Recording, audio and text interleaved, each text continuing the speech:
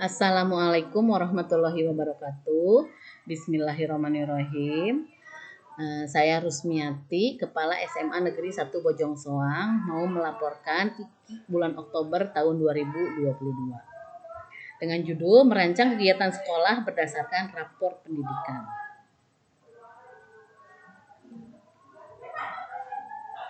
Rapor pendidikan merupakan salah satu episode dari Merdeka Belajar yang digulirkan oleh pemerintah melalui Kemdikbudristek. Harapannya, melalui rapor pendidikan ini sekolah maupun dinas pendidikan di daerah mempunyai data dalam merancang kegiatan, terutama dalam membuat rencana kerja sekolah. Tujuannya agar perencanaan yang ada di sekolah maupun dinas berbasis data dan bukan hanya berdasarkan keinginan sesaat dari kepala sekolah saja, tanpa ada analisis menggunakan data yang valid terlebih dahulu. Contohnya dari rapor pendidikan ini. Nah, perbandingan perencanaan kerja sekolah dulu dan sekarang. Kalau dahulu berbagai sumber dan melakukan pengisian barang berkali-kali. Kalau sekarang pengisian borang laman berkali-kali. Kalau sekarang hanya dari hasil ANBK saja dan Dapodik, serta tidak ada pengisian borang-borang tambahan lagi.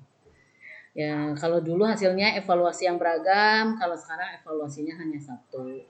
Kemudian kalau dulu mengukur berbagai hal, kalau sekarang mengukur hal yang kunci saja, yaitu mutu hasil belajar dan layanan pendidikan.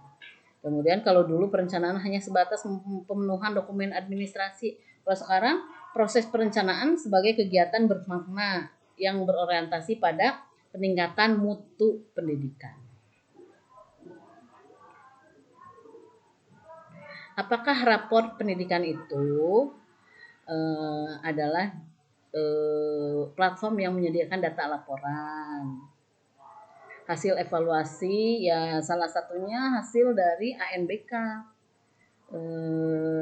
Kebijakan evaluasi sistem pendidikan yang baru lebih menekankan pada orientasi terhadap mutu pendidikan dan sistem yang terintegrasi. Nah, rapor pendidikan ini menampilkan data kualitas satuan pendidikan atau daerah yang didapat dari berbagai asesmen atau survei sebagai bentuk penyempurnaan dari rapor mutu. Kalau dulu kan rapor mutu. Rapor pendidikan diharapkan bisa menjadi acuan untuk mengidentifikasi, merefleksi, dan membenahi kualitas pendidikan. Nah, rapor pendidikan ini adalah hasil dari evaluasi layanan pendidikan yang diharapkan dapat menyempurnakan rapor mutu yang selama ini kita gunakan untuk sebagai bahan untuk membuat suatu perencanaan. Nih, rapor pendidikan dapat diakses melalui laman rapor pendidikan kemdikbud.go.id. Nah, satuan pendidikan tidak mengisi data secara langsung dalam instrumen rapor pendidikan, tapi diambil dari sistem yang sudah ada. Ya, termasuk sistem Dapodik, SIM PKB, asesmen nasional, bahkan BPS, dan sumber lain yang relevan. Satuan pendidikan hanya dipersyaratkan memasukkan data di Dapodik saja dan mengikuti asesmen nasional untuk SMA ya, untuk siswa kelas 11. Nah, rapor pendidikan terdiri dari indikator-indikator yang merefleksikan 8 standar nasional pendidikan yang mencakup area yang berkaitan dengan input, proses, dan output dari pembelajaran. Kita melihatnya dari output dulu yang merupakan mutu dan relevansi hasil belajar peserta didik. Kemudian pemerataan pendidikan yang bermutu, dan ini termasuk standar kompetensi lulusan pada standar nasional pendidikan. Nah, kemudian proses terdiri dari mutu relevansi pembelajaran dan pengelolaan satuan pendidikan yang berpartisipatif, transparan, dan akuntabel.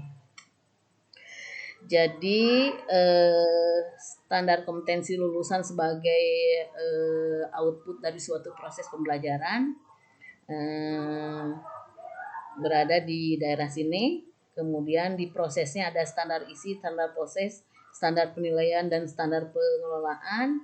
Kemudian di inputnya itu ada standar GTK, standar pembiayaan, dan standar STARPAS. Nah, ini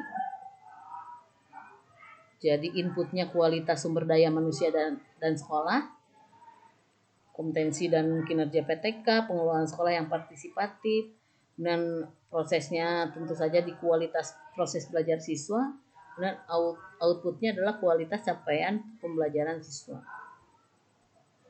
Nih, ini hasil dari rapor pendidikan. Kalau kita sudah mengunduh rapor pendidikan, maka ada atribut sekolah, yaitu biasanya diberi dalam bentuk warna. Kalau warnanya biru berarti di atas kompetensi minimum. Ini ada emotikonnya juga, tertawa. Murid di sekolah menunjukkan tingkat literasi membaca yang cakap dan cukup banyak murid yang berada pada level mahir. Kemudian kalau warnanya hijau mencapai kompetensi minimum. Senyum.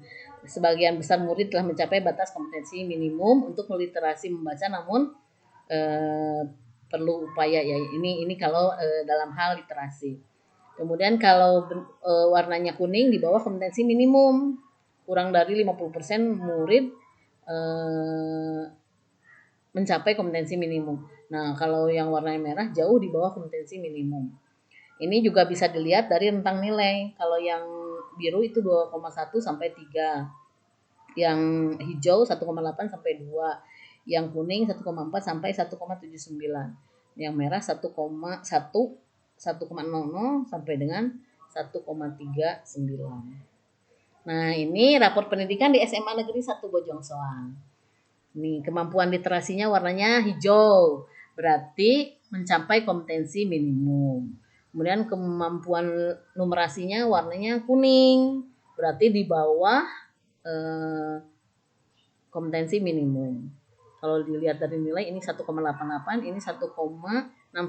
Memang kalau kita balik lagi ke yang tadi 1,88 berarti kan sudah ada di area hijau, sebabkan sedangkan 1,69 masih ada di area kuning, masih di bawah kompetensi minimum. Kemudian karakter berkembang nih, warnanya hijau, berarti sudah mencapai kompetensi minimum. Kemudian kita lihat lagi tentang guru bersertifikat, guru penggerak. Pada saat ini rapot pendidikan ini dibuat, berarti ini hasil dari AN tahun 2021 itu belum ada guru penggerak. Kalau sekarang sudah ada. Kalau dulu belum ada guru penggerak, jadi warnanya masih merah. Kemudian ini pengalaman pelatihan GTK masih merah. Kemudian nilai uji kompetensi guru, kompetensi pedagogiknya sudah bagus. Lanjutan ini tentang konsep kepemimpinan instruksionalnya masih merah. Kemudian nilai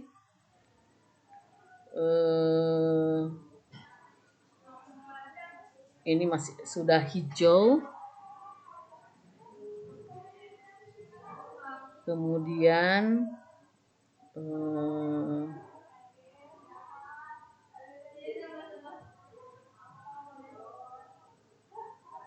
jadi Ibu dan Bapak bisa melihat warna merah ini masih jauh di bawah kompetensi minimum. Kalau yang kuning itu sudah mendekati kompetensi minimum tapi masih di bawah kompetensi minimum. Nah, yang hijau ini sudah mencapai kompetensi minimum dan belum ada yang biru.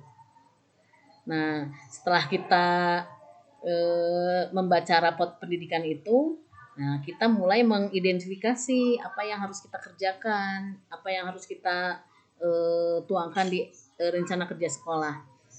Jadi ini ada 3 kunci, namanya identifikasi, refleksi, dan benahi.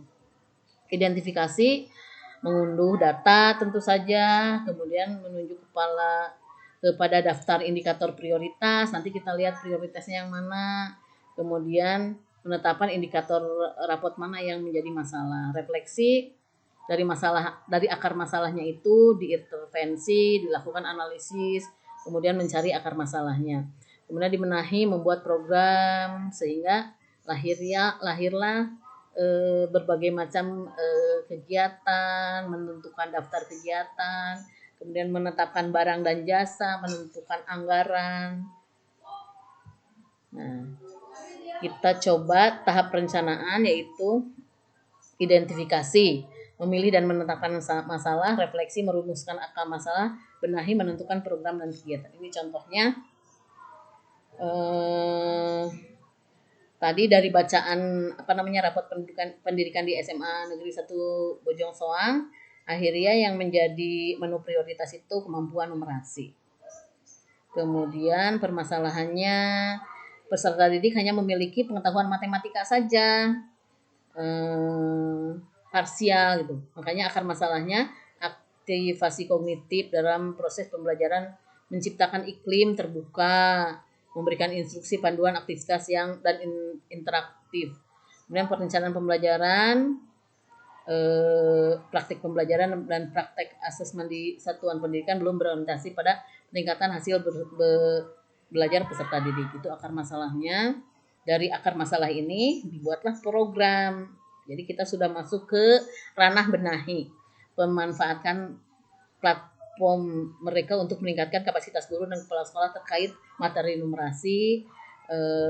Itu program yang pertama. Kemudian penyusunan dan penerapan kurikulum operasional satuan pendidikan. Kemudian melalui kegiatan MGMP diterapkan numerasi dalam pembelajaran, melakukan workshop numerasi, kemudian melakukan asesmen sendiri tentang numerasi. Nah, itu Ibu dan Bapak tentang raport pendidikan. Semoga ada manfaatnya. Terima kasih. Wassalamualaikum warahmatullahi wabarakatuh.